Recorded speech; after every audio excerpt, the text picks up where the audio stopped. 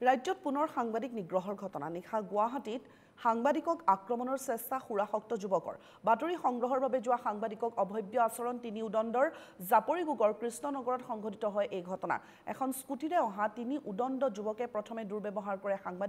সাংবাদিকৰ দলটোক যুৱক কেইজনে অশ্লীল ভাষাৰে গালিগালাজ কৰাৰো অভিযোগ উত্থাপন হৈছে হাতত থকা সুৰাৰ বটলেৰে শাৰীৰিক আক্ৰমণ কৰিবলৈ উদ্যত হয় সাংবাদিকৰ দলটোৱে বুজনি দিয়াৰ পিছতো আক্ৰমণ কৰিবলৈ সুচালয় তিনি দুৰ্বৃত্তই গাড়ীৰ পিছে পিছে বিয়াৰৰ বটল লৈ আক্ৰমণৰো চেষ্টা চলায় সমগ্ৰ ঘটনা দিছপুৰ আৰক্ষীক অৱগত কৰে ভুক্তভোগী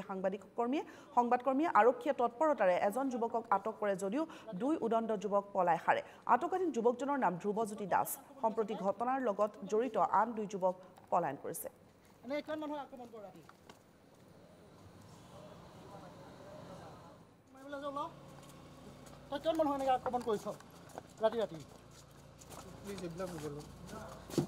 আক্ৰমণ কৰিছ ল'ৰা